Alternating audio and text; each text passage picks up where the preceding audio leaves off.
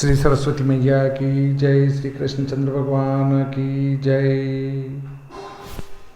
आज हम चर्चा करेंगे द्विपुष्कर योग, त्रिपुष्कर योग, अमावस्या का गुमना, इस पर चर्चा करेंगे। आप वीडियो के अंत तक बने रहें। यदि वीडियो पसंद आए तो लाइक पर निश्चित अंगूठा लगाएं। आप वीडियो देख रहे हैं और इस पर अंगूठा टच करने में उंगली टच करना है, उसमें कोई दिक्कत नहीं है, तो उससे वो पसंद हो जाएगा। फिर भी यदि आपको पसंद नहीं आए तो इस वाले पे उंगली टिका देंगे, नापसंद हो जाएगा।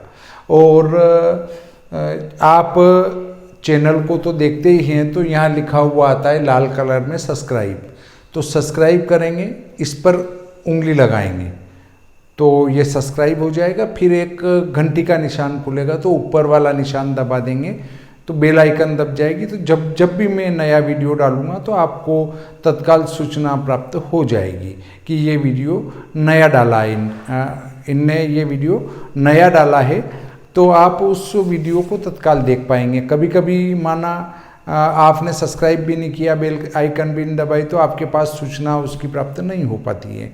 तो सब्सक्राइब करने में कोई दिक्कत वाली बात नहीं है। मैं श्री भादव माता पंचांगकर्ता ज्योतिषाचार्य पंडित भागीरथ जोशी नीमच से।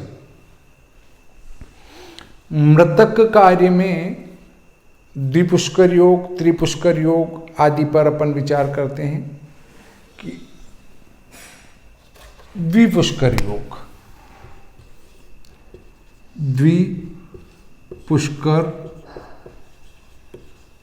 योग, त्रिपुष्कर योग,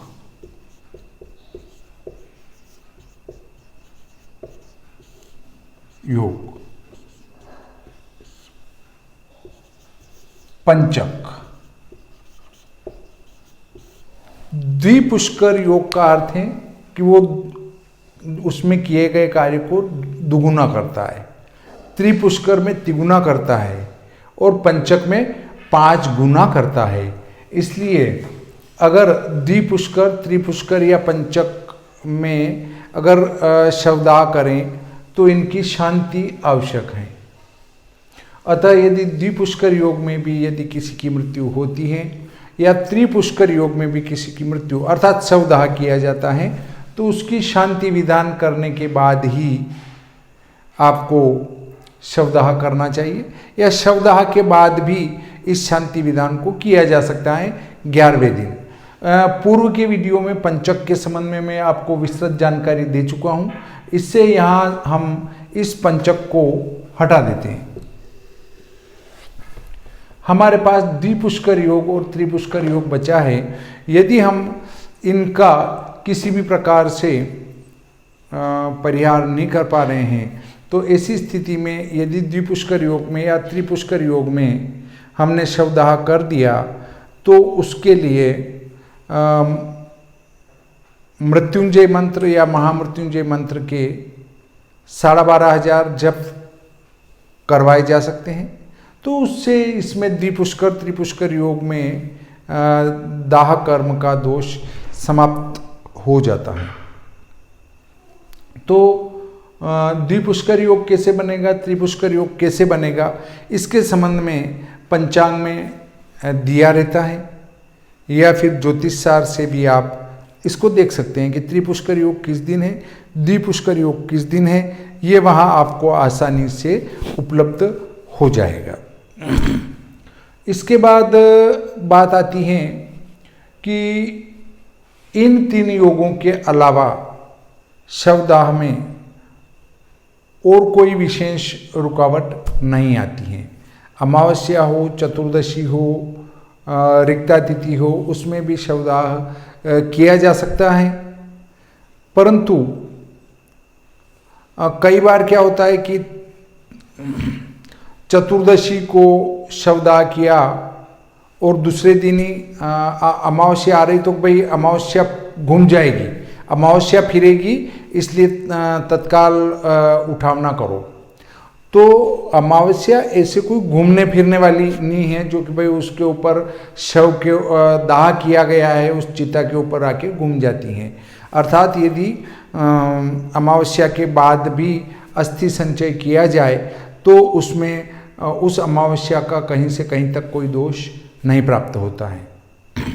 तो देखें आपकी अस्थि संचय में मैंने बताया था पूर्व के वीडियो में कि अस्थि संचय में एक तो रविवार ना हो, दूसरा मंगलवार ना हो।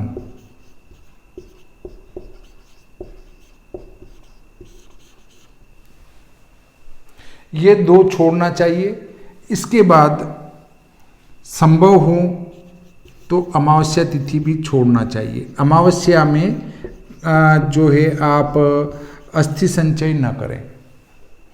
अमावस्या के बाद और आप छोड़ना चाहें तो चतुर्दशी भी छोड़ सकते हैं। वैसे ये चतुर्दशी छोड़ना इतना आवश्यक नहीं है, फिर भी अमावस्या को तो अस्थि संचय में छोड़ देना चाहिए। अब आप कहेंगे ये पितृकर्म है। हाँ, पितृकर्म है, परंतु अस्थि संचय जो है एक अच्छा कार्य है, क्योंकि उनको पवित्र स्थानों पर प्रवाहित करना रहता है। इसलिए रविवार, मंगलवार, अमावस्या इनमें अस्थि संचय नहीं करना चाहिए। जिसको तिया कहते हैं, तीसरा कहते हैं, वो कर्म इनमें नहीं करना चाहिए। यदि माना दाह संस्कार के बाद अमावस्या पड़ती हो तो ऐसा नहीं कि जल्दबाजी में अपने को उठावना कर ही लेना चाहिए या अस्थि संचय कर ही लेना चाहिए, क्योंकि अमावस्या उस पर घूमती नहीं है। बहुत सारे कहते हैं अमावस्या फिर जाएगी। अरे वो कोई महिला नहीं है या कुछ है नहीं जो वो उस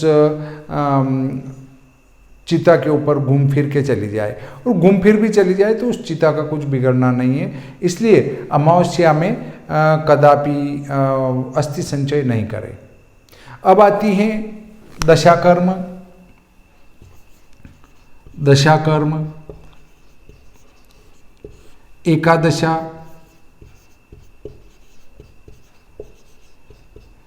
द्वादशा,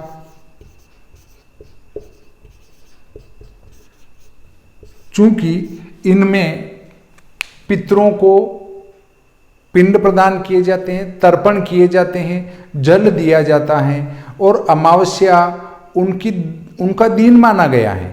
उनका दिन होने से ये दशा कर्म, एकादशा, द्वादशा में अमावस्या, चतुर्दशी का कहीं से कहीं तक कोई दोष नहीं है। अर्थात दशा कर्म भी कर सकते हैं, अमावस्या को, चतुर्दशी को, एकादशा कर सकते हैं, द्वादशा कर सकते हैं, परंतु त्रयोदशा जिसको कहते हैं पगड़ी, वो शुभ दिन में होना चाहिए। उसमें ये अमावस्या, रविवार, मंगलवार छोड़ सकें तो निश्चित रूप से छोड़ देना चाहिए, क्योंकि पगड़ी जो कार्य हैं वो शुभ कार्य में आता है, क्योंकि आपका सूतक समाप्त हो चुका है और उसके बाद जो किया जा रहा है, जैसे पगड़ी होती है तो उसके ऊपर ढोल बजाया जाता है, तो ढोल बजाया जाता है यानी अच्छा कार्य हो रहा है। उसमें नारायण का पूजन किया जाता है, आदि आदि समाज को भोज कराया जाता है, तो वो जो है फिर आपका अच्छा कार्य होने के कारण से उसमें अमावस्या, रविवार, मंगलवार ये छोड़ देना चाहिए। परंतु ये वाले कर्म जो है वो अमावस्या में किए जाने चाहिए। अमावस्या में इन कर्मों को करने का कहीं से कहीं तक कोई दोष प्राप्त नहीं होता है। एक बात और उठ के आ रही है, किसी ने प्रश्न किया WT पर कि क्या पुत्तल 5 बनाने चाहिए या पुत्तल 4 बनाने चाहिए। तो चूंकि पंचक 5 होते हैं तो पांचों पंचकों की शांति के लिए 5 पुत्तल होना आवश्यक है। पुत्तल 5 हो।